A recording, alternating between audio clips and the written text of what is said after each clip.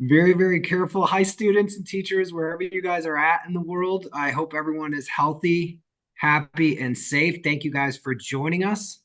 We have a very, very special guest from one of the single most remote parts on the planet. As you can see, that's Antarctica, that he is joining us from. And this is a first for us for edutainment. We have now had guests on all 7 continents. My name is Sylvester Oliver. I'm a heavy equipment operator for Momentum at McMurdo Station, Antarctica. Very cool, very cool. So can we just start with what made you want to go to Antarctica? Oh, yeah, absolutely. So as a little kid, I don't know how old I was. I was pretty little. Me and my grandfather used to always watch the National Geographic Channel and the Discovery Channel. And I recall there was an episode on the National Geographic Discovery Channel of McMurdo Station, Antarctica. And I remember as an older Native American guy, he was a machinist, and he said, "Yeah, one of these days, you want to come down here, McMurdo Station." And so that kind of embedded in my head for years. And the opportunity came, and I applied, and luckily I'm here, and I'm grateful. Very cool, very cool. And can you tell us like kind of what is the process if someone like gets a job in Antarctica? What are the because you can't just hop on a flight and go. It's there's no tourism, right? Correct. So the process, so you apply on a USAP. USAP means United States Antarctic Program. And they have 4 companies. So I applied for Mentum. Then after that, Mentum will, send you some emails, ask you some questions, what equipment are you experiencing? Do you have A, B, C, X, Y, and Z? Then after that, you do a background check through them, show them your driver's license, social security card, birth certificate. Then after that, someone from their onboarding specialist will contact you. Then you got to do a PQ and go to the doctor to get a blood work, full physical, go to the dentist, get your teeth exam. Um, then after that, you're good with that. Then you go through EBI. EBI is called Extended Background Investigation. Then when you clear from that, then you have the green light to go to the icy continent. That had to be such a trip getting off the plane. And did it feel like you were almost on a different planet? I've been on airplanes, so it was pretty cool, flying on a C-17. Not too many people actually, get a chance to fly on that airplane. That airplane's a beast. But I guess it came to me, and actually when I actually, stepped foot off the plane and actually, touched the ice shelf, now I was like, wow, I made it. I'm finally here. You certainly are here. So we're going to open it up to some student questions. We have a question from Montserrat in Europe. Montserrat, you can unmute to ask. You had an awesome question. Thank you. How do you stay warm outside the base? Oh, how we stay warm? Actually, I'll stand up real quick. So as you can see right here, I got my regular pants on, and these are my insulated bibs. So put these on. And also you can't forget about Big Red. Here, put this on. We stay pretty warm. It's a pretty expensive jacket, and definitely, have your gloves. You can see my gloves have extra layers. So the key is having extra layers. If you get hot, you could, shed them off. That is very key. One of the kids, let's go with Deli. Deli, you had an awesome question. Go ahead and unmute. Sorry. Hello. I just wanted to know how is your normal day in Antarctica? My normal day, okay. My normal day starts, okay. Usually I got a nocturnal clock. I usually get up pretty early in the morning, so I probably, I don't know, get up probably, 12 midnight, 3 a.m. Watch YouTube and go down to the galley to get me some breakfast. Usually, the breakfast ain't really open, so I usually get some cereal or some Belgian waffles. Then, go back to my room, watch some more YouTube or the news, what's going on around the world. And I start work at 7:30 from Monday through Saturday, and we get off at 5:30. So we work 6 days, and we work 9-hour days. And let's see, at 11:30 we have lunch from 11:30 a.m. to 1 p.m. and dinner time is from 5:30 p.m. I believe to 7. And after that, probably go hang out with friends or, go walk around the station, go see if we could see, penguins or skua. Skua is a bird, it looks like a beefed up seagull. And, play basketball or, lift weights or, volleyball or, crafts, just the normal stuff. I take it you guys don't have an outdoor basketball court. Nah, it's indoor. Yeah, that's what I thought. So we have an awesome question from Eva. Eva, go ahead and ask your question. Might be having some technical difficulties, but she wanted to know what are the high temperatures there and what are the low temperatures there? Well, see, this year, I believe the high temperatures was probably maybe in the late mid 30s and the lowest, it could be, with wind chill, probably, negative 40, negative 70 degrees. But the lowest for me, I think it was probably like negative 20 something degrees. And when you're down there, what kind of work do you get to participate on? Because I follow you on social media, and you guys, like, I've seen video of all kinds of work. What is like the spectrum of the stuff you get to do?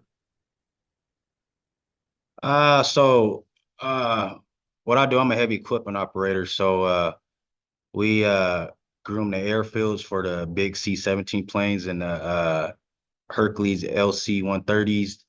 Uh, let's see. Groom the airfields to make sure the planes can land and take off safely. We help stranded vehicles, tow them back into town. We help different departments out. They need help, moving or, plowing snow, grooming the roads, just, making it safe around McMurdo Station. We have a question regarding the station, and this is from Jaime. Jaime, go ahead and unmute and ask Mr. Oliver his question. All right. He wanted to know, how big is McMurdo Station, like roundabout?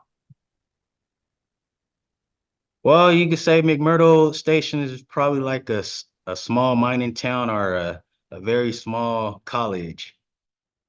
At full capacity, I believe we could have up to 1,200 people working here. Then during the winter time, I believe it's probably 200 to 400 people here at station. That's got to be exciting. Like, do you guys ever do like get-togethers and events? I see that you guys do stuff for like New Year's, but do you guys have like communal like town hall meetings or anything like that? Oh yeah, absolutely. They have all kind of things going on. Sporting events, religion events. I mean, you name it, they got it here. And one of the kids wanted to know, have you in your job, like working with big machinery and stuff like that, are there any times where it could be kind of dangerous? Oh yeah, absolutely. Absolutely. You just never know. You just gotta have your head on a swivel, 360, just make sure you have your JSA uh and just what dangers are around you, your surroundings, Now, you mentioned the C-17. Do you guys have an airstrip or do you guys land on the ice? How does that work where planes take off and land? So where the C-17s land, it's Phoenix Airfield. Then we got Willie Airfield. Also the Hercules LC-130, they land on Phoenix too, but the C-17s can't land on Willie Field. Okay, so And it's also and also we do have helicopters here too. and you guys got all kinds of cool stuff. Are there people that go deeper into Antarctica? Because isn't McMurdo kind of on the coastal area of it? Yes, McMurdo, yes, we're on a island, volcano island. Yeah, they That's got actually the helicopters and the small Badger planes that go out to, West Antarctica, East Antarctica or North Antarctica and take scientists to different places out there to do their research.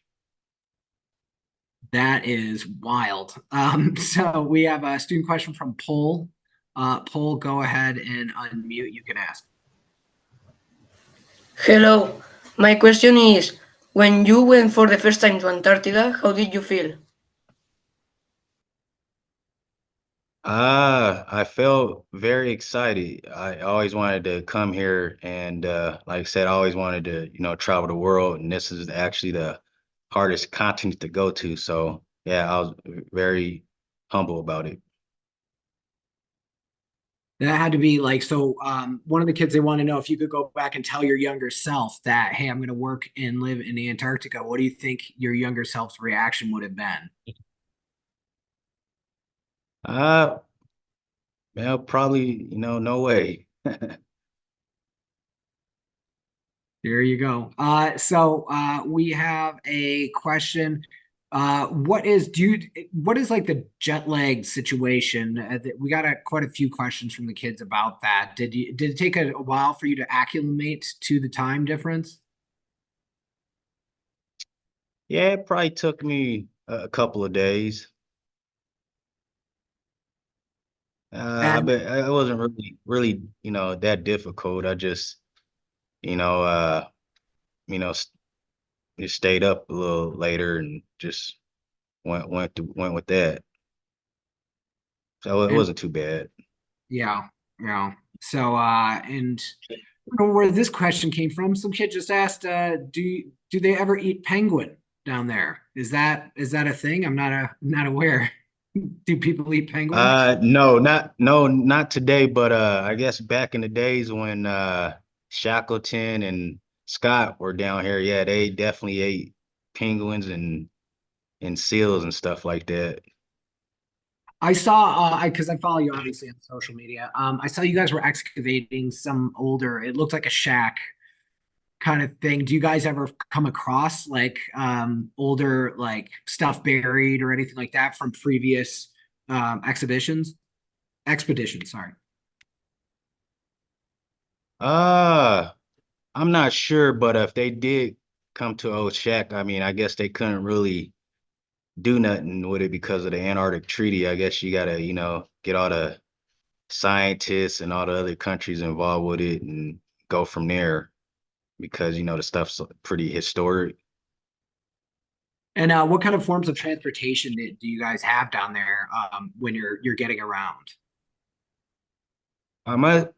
Mostly the main vehicles are Ford F-350 trucks, four-wheel drive. Then also you got your Ford vans and stuff like that.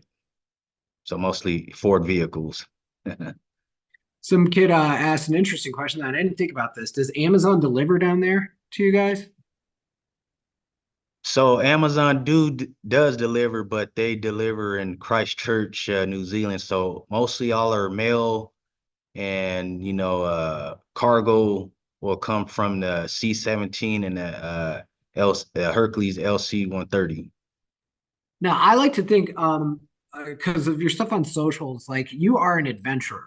Like I see you walking around. A couple kids asked this if you like to, kind of explore off the base and around the base and stuff like that. Can you explain what that's like when you're walking on land that probably no one has ever walked on? It's pretty cool. So, here in McMurdo Station, you kind of limited what you could do. So I look at it as once in a lifetime opportunity. It's better to go out and explore. So, I mean, I might not get that opportunity next season to come back. So I just look at it. It's like my last time, come here. So I'll just, take it with a grain of sand and explore as much as possible what I could see. That is so exciting. And again, you're truly, truly an inspiration. You're just like the fact that you're just out there on the edge of the planet and just kind of checking it out. So, Sly, before we let you go, because I know it's getting late for some of our kids. I see some kids where it's nighttime. Is there any advice that you could give to these kids as they kind of go off into the world and figure out what they want to do? Say they might want to be adventurers like you. What kind of advice would you have for them? I'll say to our future leaders, life's too short.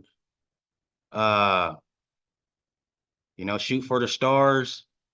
Uh, you know, go for your future endeavors. I mean, like I said, there's nothing no one could do. Just shoot for it. Man, poignant. That is absolutely wonderful advice, Sly, and we can't wait to follow more on what you and your company, what you guys are up to. And I can't thank you enough for taking time out of your valuable day to come talk to us today. Before I end the meeting for all, I traditionally allow everyone to unmute. And can we all say thank you to Sly Oliver for taking the time to show us his Hello. home? Thank You. You. Oh, Thank you. Thank you. Thank Much. you. Very Thank much. you. Bye. Bye.